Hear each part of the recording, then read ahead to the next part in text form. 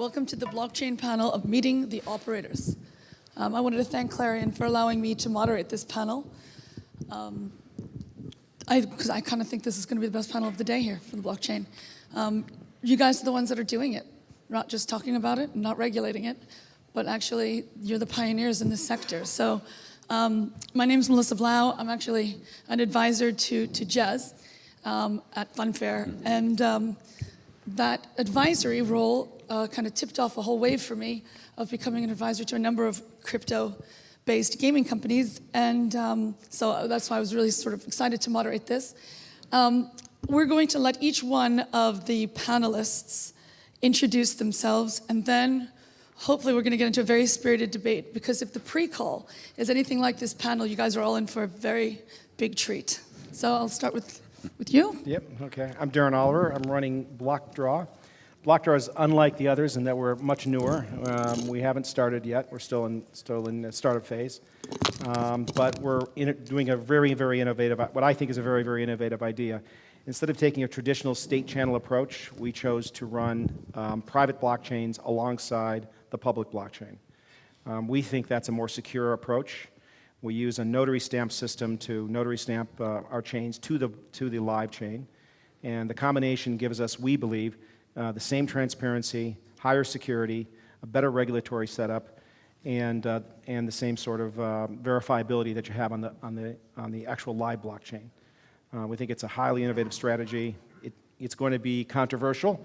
Jez and I have some debates about it, but controversy aside, it's very fast, it's very scalable, and I was a former regulator. I believe it's going to be something that's going to be a regulatory compliance solution that isn't currently offered in the current structure. Okay, so you know what? I should have put some more structure on these introductions. So if you could, yes, of course, great job telling us what you do, a little bit about your background, because what I find interesting is that there are two expertise here, and I think each company has their own degree, and it's both blockchain and gaming. Yep. And then also where you are all in the coin offering process. Right. So my background is very diverse. I learned to program in 1978 on a Hewlett-Packard 3000. We don't have to go back that far. And I was involved in technology for a long time, but I was mostly in the financial field. I was a banker for 20 years. Just before I left banking in 2008, I ran an automated market-making business that did 2,000 stocks on the New York Stock Exchange. After the financial crisis, I got involved in gambling. I made a career shift and became a regular with the Audit and Gambling Control Commission, where I was Deputy Director of Licensing there for 3.5 years. So I know a lot of the operators in this space. I know their businesses inside and out. Can't talk about it, but I know them pretty well. And I have a unique take on the industry because I was a regulator in this industry and actually licensed people. For where we're at in the coin offers, we're about to do our coin offer, so we're different from these other guys. They've already done their coin offerings. We're approaching that now in the next couple of months. Yeah, okay. So my name is Thomas. I represent Edgeless.io. So that's a B2C online casino which uses smart contract technology. We have Ethereum token, and a couple of weeks ago we already started early user acquisition. And right now the users which we have, they are like a pioneer gamblers, and they gamble on our smart contracts, which is yeah, pretty amazing. My background is UI UX design for online products. So I used to run UI agency in San Francisco, California. And I was also early investor in Bitcoin, Ethereum technologies. Yeah, when I saw that smart contracts became reality, so then we started building like a prototype products. And our team launched initial coin offering, yeah, a relatively long time ago. It was 1 year, and we started like in 2006 or something. So at that time, like no one really knew what's ICO, and it was like a really nerdy thing to do. And right now, everything just blew up to a massive scale. Yeah. So what's next? We are improving the product. We are working on better user experience, and we are trying somehow to make a product more appealing for masses.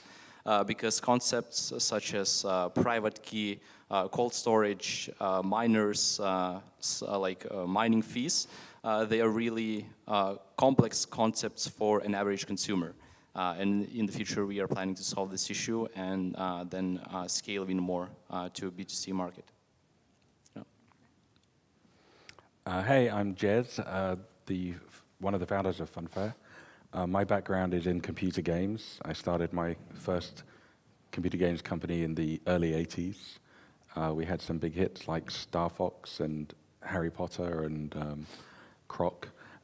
So I did that for 20-something years, and then I moved into my second love, which was online poker, or playing poker, and then became online poker. I've done angel investing in various technology companies like DeepMind, and then I got itchy feet and wanted to start a new company again, so that was Funfair, and I believed that, and so Funfair's mission is to make gaming more fair, and so it is a B2B business offering gaming technology to both casino operators and game suppliers, and its goal is to make gaming completely transparent so that everyone, not just the regulator, but everyone can see what happened in the games and make sure that there's no cheating. And the technology enforces that and guarantees that the games are completely fair. Okay, I'm the last person to speak. So we are TrueFlip. My name is Vasily. We're a Russian team with international membership. We're running a full-scale operator. We're both B2C and B2B. We have a number games platform based on blockchain. We probably follow quite a different approach than guys do because we use public blockchain, namely Bitcoin's blockchain, to make our games also probably fair as we consider them. Our slight difference from most of the guys is that we are already running a business. You can buy a ticket. We have existing players, and I have some gift cards just in my pocket. The main thing here is that we base our games around Bitcoin's blockchain and around new blocks being generated in this blockchain. We take our random numbers based on the hash of these blocks. So again, we're both B2B and B2C. You guys all brought up the concept of... Oh, sorry, I should mention this. Yes, we have passed our ICO back in July, so we are now in a deeply post-ICO stage. Yes, okay. And you all brought up the concept of fairness. And in gambling, obviously, all casinos want to have this image of fairness. Has this really been an issue that the player doesn't think that the games are fair? Yes. You do? You think so? I mean, as a regulator, I saw it. I mean, we'd get complaints all the time. I think gaming companies may not see it, but on the regulatory side, people see it. Is it a major problem? Do the vast majority of players complain? I would say the vast majority of players don't care. That's true. But a subset, a decent subset, 10, 20% do care. And you only need to go on forums and actually see that some people will actually test the viability of games. Regulators actually will follow forums to see if there's complaints on their games. They'll look at other forums to see people testing the games, look at the outputs. You have advantage players that are looking at these things to see if there's a mistake in the code. So yeah, it's a real issue. It's not as small an issue as people think. And do you think that's true with lottery as well? I'm sorry? Do you think it's the same for lotteries as well? Yes, probably. The thing is that we have a bit different approach to how we see probable fairness. There was, I know this, due to several discussions we had before, this respected gentleman used their all force, all their resource, to make a really 100% perfect and invulnerable RNG, which is not dependent on all the issues which are like, which go with using a public blockchain. We don't think so, because we think that it's the most simple, most easy to explain thing is using public, well-known technologies, which you call known science.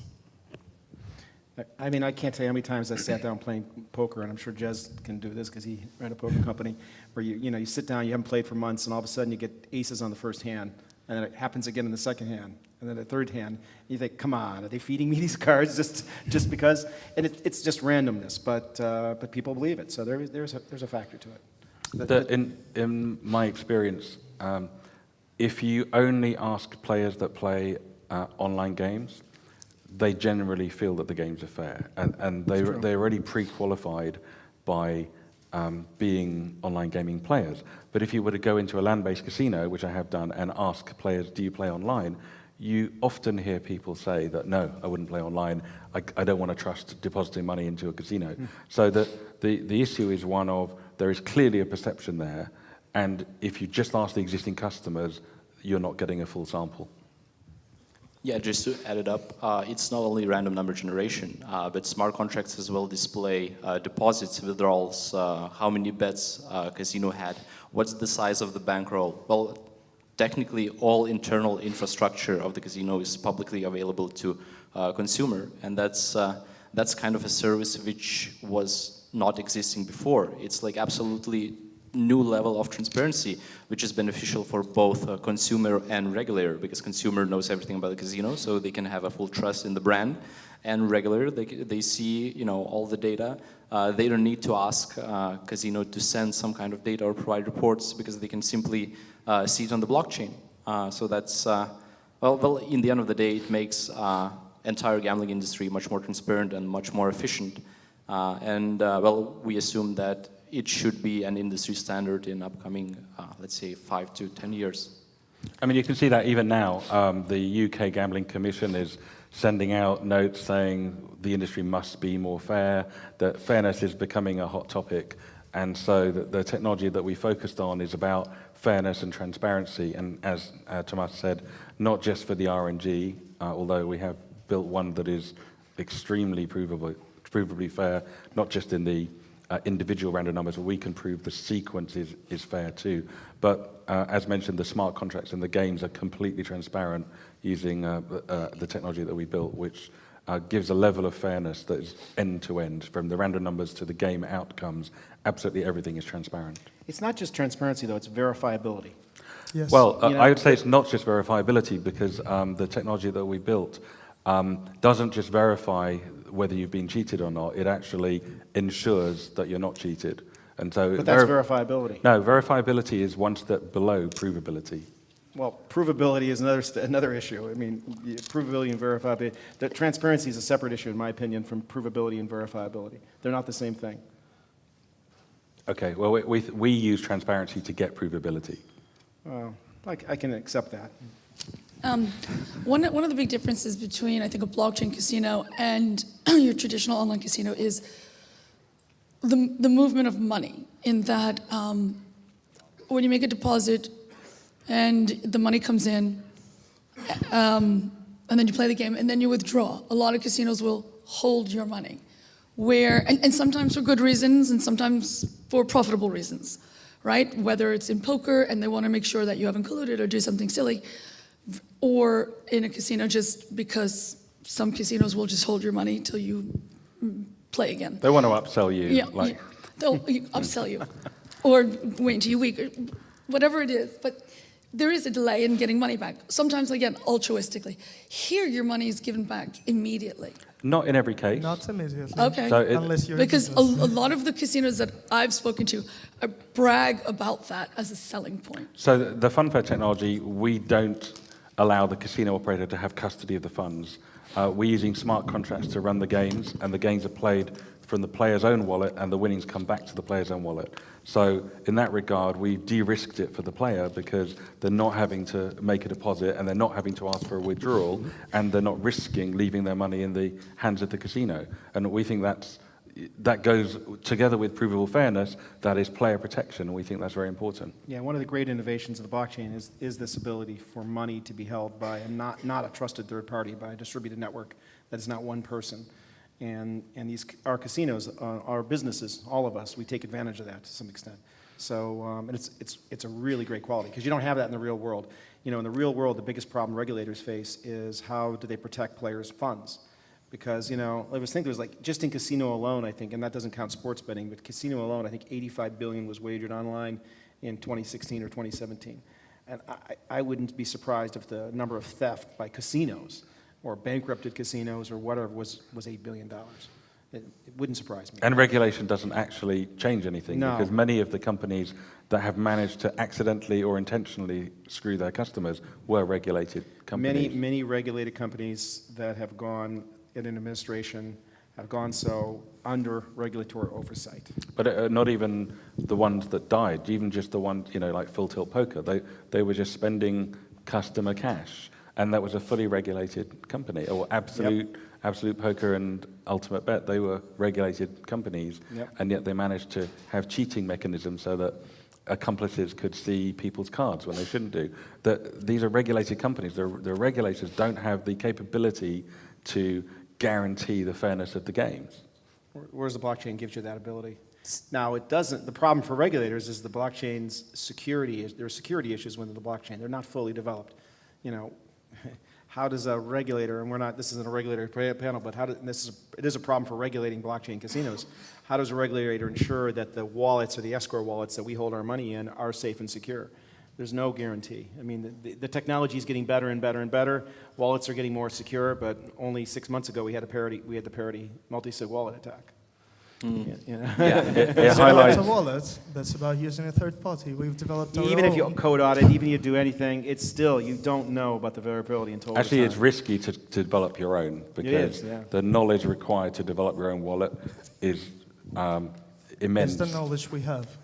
I'm Does not anyone want sure. to You explain? don't- the problem Anyone is wanna you don't explain know what you don't know. What's that? Yes, of course. Explain. So, Multi-sig so the parity multi-sig wallet was a simple code hack that was within the wallet itself that basically allowed them to bypass the cryptology of the wallet. And it got worse, actually, after parity. But that alone was enough for someone to steal $75 million from $150 million, thanks, Kim, from wallets all over the world. So when you think about money...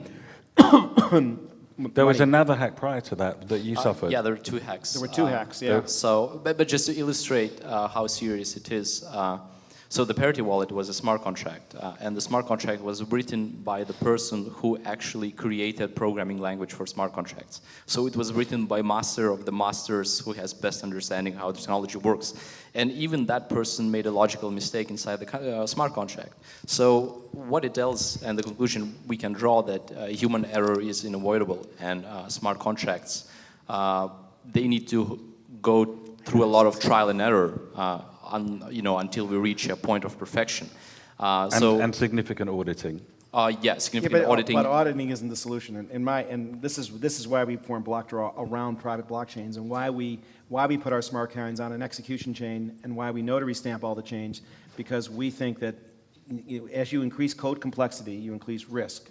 Anytime you create a custom code implementation on a smart contract, you have the possibility that you've made a mistake. But as you reduce transparency, you also increase risk. Yeah, but your transparency Sorry, gives the I have a ability to hack. question. Go ahead. How do you rely on someone's third-party solution? Do you believe that they don't make mistakes? Everybody makes mistakes, including us. That's what I'm but talking if about. But if our code is behind a firewall, then it's not. And if we can notary stamp our chains in such a way that we can provide the same verifiability, then we have an edge over people that are running on a state channel. Okay.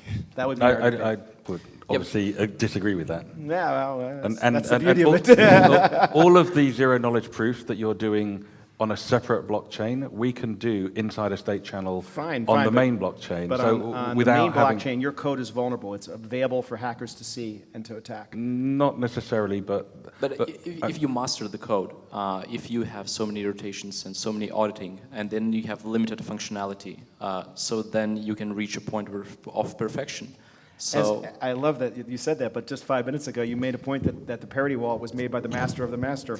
but there was he not didn't enough have auditing. enough auditing. He didn't have enough auditing. Okay. I don't want to criticize. I mean, we're all in it. We're all trying to make the best possible technology we can. We're just taking different approaches to it. Yeah, but also there's like a separate company which is specializing, and they're trying to create a product which will foolproof smart contracts. Right, absolutely. But the thing is, in casino industry, these smart contracts, they are not extremely complex. The amount of functions which we have are relatively low in comparison to decentralized exchanges or decentralized prediction market. We have only a couple of functions on our smart contract. So to make everything solid it's not that difficult. It's achievable.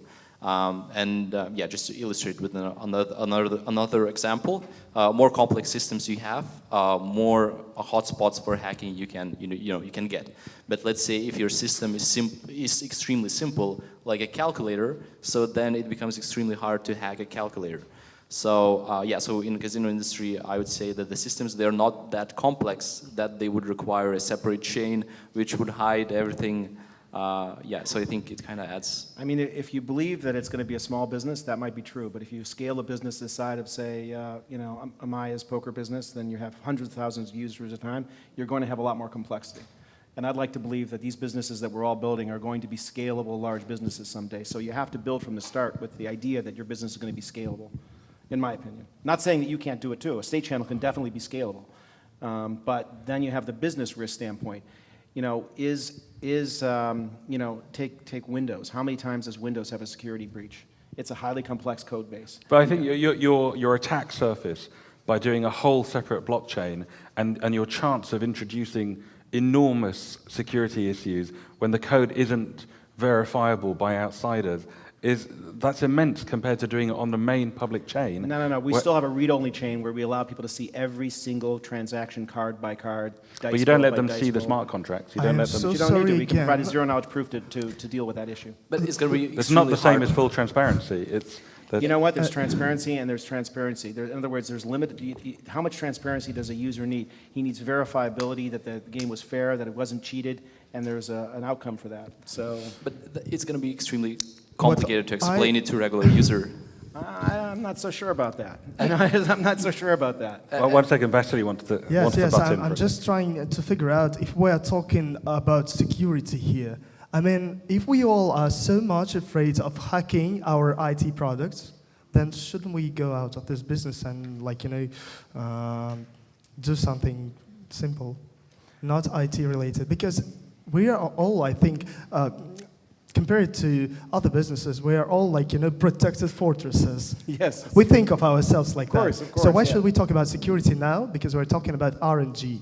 This is the topic. Security is an issue we all have. I mean, any protected fortress, history shows that, can be completely ruined to ground level in one day. So we will face this issue one day, probably, any of us. So what I'm talking about is that you are trying to somehow make a complicated thing which is less vulnerable, as you say, towards any evil approach, yeah? What we are trying to do is trying to get it just work now. So that's why we use simple publicly available, easily understandable solution. And what I think is that security is an issue, but still your business side, your development, the easiness of how you explain it to people, to your partners, to those who will help you expanding this business is a real problem, not security, I think. So you think the bigger issue is just getting the general people it's to the understand? business side. I mean, you can go nuts into security, still you cannot, improve only make one by one this complicated solution to improve security, and still there will be a guy who will solve all your problems and hack your security. I think the most important thing is developing a business around it, so that once you have a problem, you solve it as a business, as a running one. The business but not as an MVP. The business is only part of the problem. The technology has to work and it has to be bulletproof. Our technology is now working. I would But say it's it's working, bulletproof, but but it's it's not not bulletproof. proof to nuclear weapons. But still, it's really bulletproof, and I can prove that right now. You can't prove it, but we've already had this I discussion. don't have my laptop here, so that I open it, tapped in TruthLeap.io, and you would buy a ticket, and then you could verify the fairness right now. And there are theoretic issues that we can face. In case we face them as a business, we just choose another solution. In our pre-panel session, we discussed the weaknesses in the approach that you've used, and I told you yesterday a fix for that. Yes, but there is just one of the fix that we can use. But the problem is you don't know what you don't know, and so you go around saying we've got a perfect solution when there's a weakness, which is a major weakness. It would allow people to cheat, which we don't want people cheating. So the problem is I you wouldn't didn't... consider it to be a you guys- major you issue. need to focus Yeah, on, but it's like we need to to refocus be- on, not battle over the RNG, because I think it's a settled issue. I'd like to shut that conversation down because we talked No, about this no, for like yeah. 45 minutes I'm on the pre-call. just trying to indicate the Provably fair difference RNGs. between two approaches. We all take a different approach to provably fair RNGs. And there was they used an approach that was an original approach, which was you take Yes. your seed from the blockchain. Yes. And that's what this debate was all about. And it's an older approach, and maybe in a few years there'll be attacks to it, but presently it's probably secure. Maybe Probably in a few secure. years it's got even more vulnerable. We will know it quite prior to this. But we know moment. miners can cheat, so it is vulnerable. The only question Oh, you know, is... miners can cheat. Many of them are really evil people. So I cannot just say this like, okay, there's miners. In case you have 1% of mining power, then you have like 1% more of probability that someone manipulates our code and our system. Okay, then. But I think what Jess is trying to say that if there's a chance to cheat and get away do you wanna talk? with that, so that I'm minor sure deals that will- having a KYC Yeah, but I for all the wins bigger than $1,000 would to have be some quite a audience good, quite a good wall. You will need to break in case you have like an evil approach. I mean, okay, you somehow manipulated on 1 hour jackpot of 400 bitcoins. I'm not it's the sure you will principle- get it with like with not noticing from But our side that if you're doing a cheated. lottery and it is possible for someone to cheat by guaranteeing they don't lose, then when the prize is big enough, people are going to cheat. Maybe they're not going to cheat when it's Let small, but them they are cheat. going to cheat when it's big. Just let them cheat. We will know much more use cases of how people cheat. You told me we don't know what we don't know, and you don't know what you don't know. But there are ways of mathematically proving things. So How about you didn't like my mathematical proofs? Because you can't prove that every part of the code was executed. I mean, there are That's people... absolutely not true. You can. You can't. I You probably can. do have a You good can. example. I mean, Fine. Okay. All right. Okay, So I think we how have are the different- regulators dealing with all of this? a Right? At lot the of them end aren't. I mean, not. they're just not. I mean, but they're trying. I think they don't really know what they're doing. These guys may have to deal with it. I don't know how much of you guys have dealt with it. You can get Quanta, who is just up here, who's regulated in the Isle of Man. Gibraltar is looking at it. Malta is grappling with it. Alderney refuses to do it. The UKGC will definitely do it if you pay their tax. But I don't think many of them really understand the intricacies of the risks that they're taking in regulating these casinos. And I think the operators, as you can see, we all understand that there's security issues and there's risks associated with it. It's an emerging technology. But the regulators they're just not sophisticated enough to understand it. I wouldn't say so, because we now started, like I would say several months ago, we started closely work with several regulators in different geos. Which ones? Curacao for Oh, yeah. No, I haven't added yet. No. Great Come on, regulator. come on. Malta as well. Okay, Malta's a little more UK sophisticated. The as Malta well. guys are probably UK as well. the Malta guys are Malta's probably the the real most one. ahead of it, in my opinion. You probably know that. Yeah. The Maltese authority is now like rapidly developing Yes. its blockchain regulation, and Yes. they are pioneers. They're And working- Probably they're they working- know more than I do, but they ask us if we are ready to become a part of the sandbox, as it's called. But having just worked- just hav- as existing business. Having worked in that industry, I can tell you that they don't really have a grasp of what is happening yet. They don't really fully appreciate it. That's why they look at all our businesses. That's their approach. They will somehow generate a regulation. Then they will show it to all the business sides, Sure. like us, Sure. and say, "What do you guys think?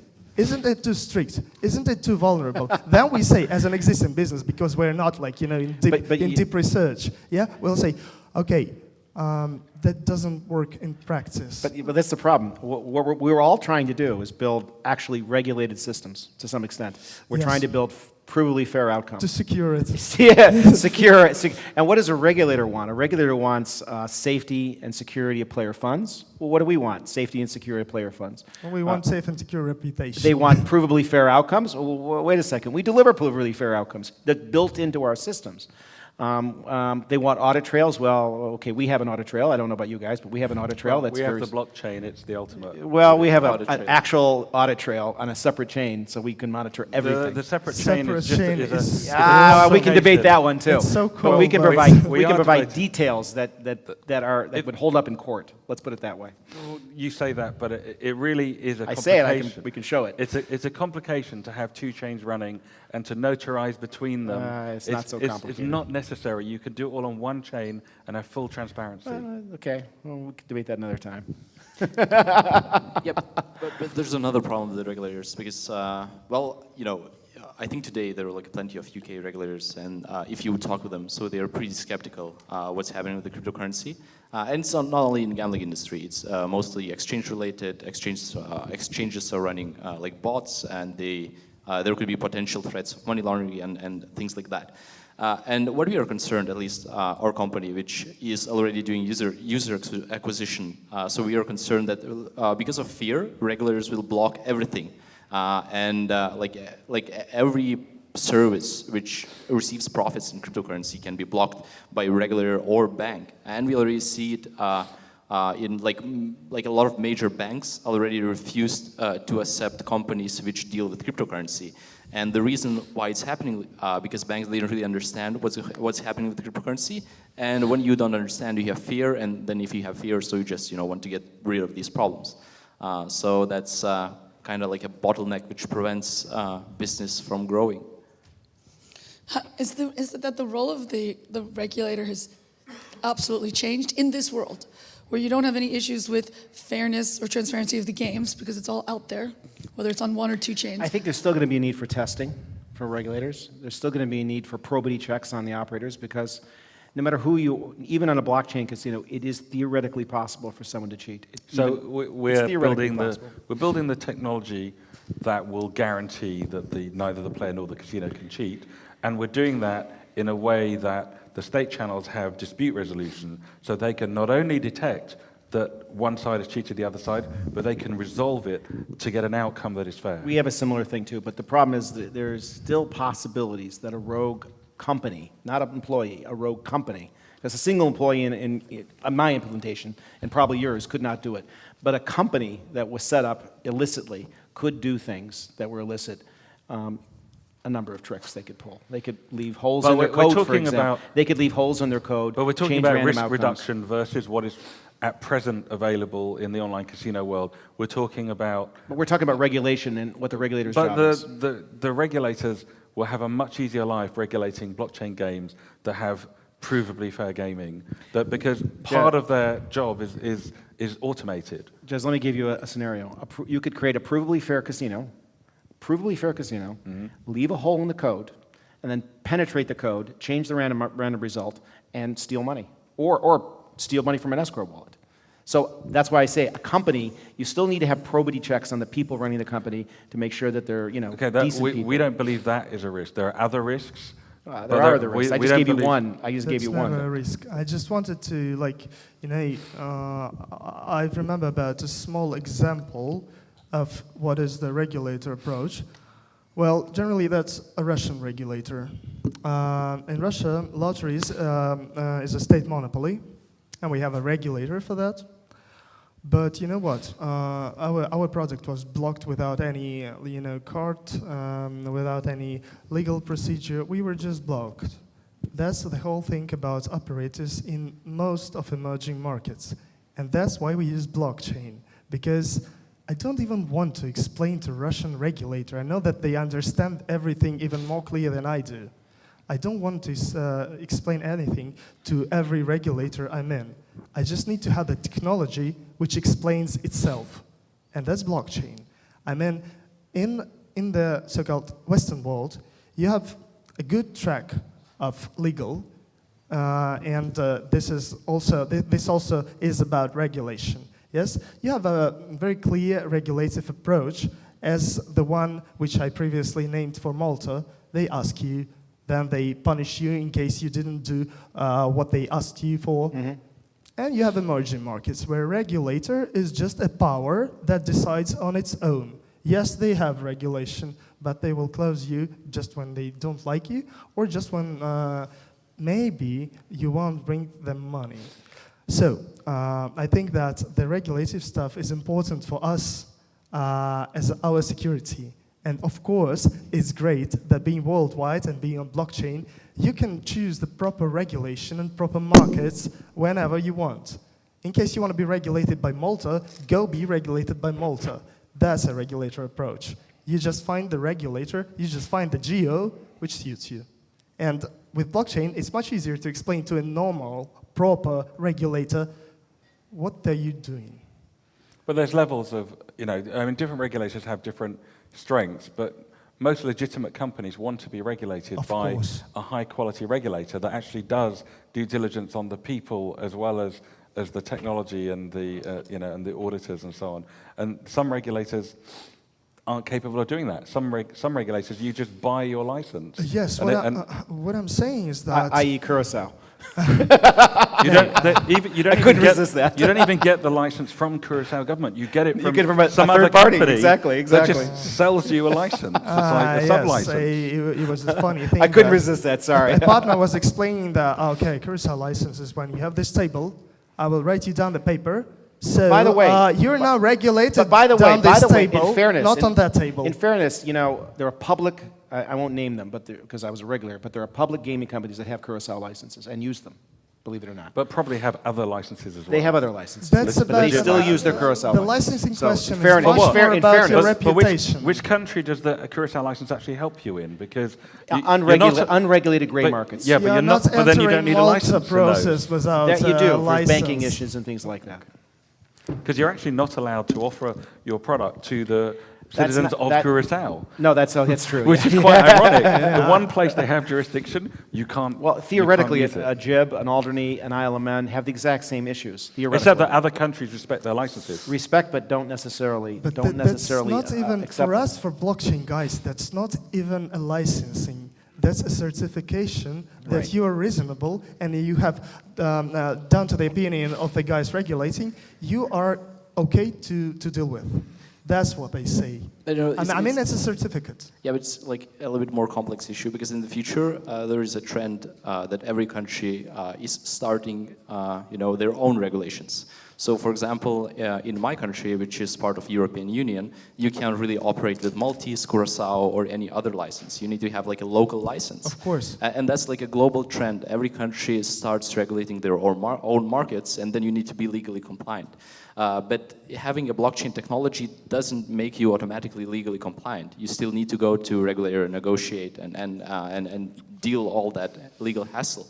And I think the more transparent product you have, if everything is really visible on the blockchain, so it's going to be easier to go through these negotiations. But there's another really interesting thing which I want to bring on the table, if there are any regulators in the room. So I would ask them to slightly hurry up with the regulations. Because the blockchain technology. Thank you, Thomas. I'm gonna add a really interesting point because here we are trying to be legally compliant, as wide as possible. And some other casinos they can take smart contracts. The Russian says as much as possible. As wide, I said no. I said as wide as possible. I'm sorry, I couldn't resist that. Okay, so just That's what you need when you say you're perfectly fair. You need to be wide as wide as snow. No, I know. But just to finish the point, there are some anonymous teams. Well, of course, they're not here in the room, and they're creating smart contracts, and they're going to run them, in an anonymous manner. And it's going to be impossible to shut these teams down. And that means we have all legal things, security things, blockchain things, and we need to compete with anonymous teams. Yes. And if regulators will not, if it will take 5 years for them to introduce regulations, so that means these teams, they will have technology in 5 years. And then they will blast the market with anonymous casinos, which are impossible to shut down because there's no server. The domain can be decentralized and it can be run, on anonymous cryptocurrency. So that's like a really serious topic, and that's why we go to every regulator, we present our technology, and we consult with the regulators how they can, do this thing faster. And if it's going to be too late in 5 years, so then Yeah, our businesses face that's a real threat, which is just saying the threat from we're trying to be compliant and real, and then we face a threat from people who don't give a, they don't care. Sorry, they're going to try to just do anything. I just wanted to figure out again, do you how you say, consider all this, I would say, illegal, small poker rooms, platforms, something underground, do you consider them to be a real menace to you as existing huge and developing business? Of course, they will take some percentage of players who want to play like that. But still, why are we here? We are building business. You'd Not be a surprised. poker You'd be room, surprised. not an anarchy. If you look at the so-called regulated gambling market in the world, there are a number of unregulated gambling operations that are operating alongside regulated gambling operations in ways you would not even expect. Okay, And I they are a significant part. They are a significant part of the. I wouldn't be surprised if actually the majority of online gambling is unregulated. It is. Yeah, in and dollar it's terms. huge. And just to name a concrete company, well, of course, because they're not legally registered, so I can name their company. It's called like a Prime Dice. It's run by an anonymous team. And minors, like 12 years old people, they can easily gamble on their games. And that company operates pretty much in entire world, and it's almost impossible to stop them, even though they don't even use smart contracts. They have actual server. They just accept Bitcoin transactions. And the business is huge. It's like they generate more than several $100 million profits. Well, of course, in cryptocurrency. Do you personally trust them? It's not the point, though. The point is, it's a threat. Like it is a you threat cannot to our say business. they're on blockchain. Why shouldn't I trust them? Yeah. So When they don't even have a good, well-known brand, how do you trust them? yeah, there are a couple of people points. are using you them. buy That's the Coca-Cola. point. You Whether or don't not buy something cola. But what's your point? People are using them, as he points out. There's generating a lot There of will profits. always be people who will use them. That's just the approach. But, It's just up to them. There will always be people who prefer using something of high quality. We think there is an Okay. education process here Definitely. because we need to teach the public to be discerning about the games that they play. And it's a problem with regulation, and it's also a problem. I mean, if players could only play on provably fair games, they would.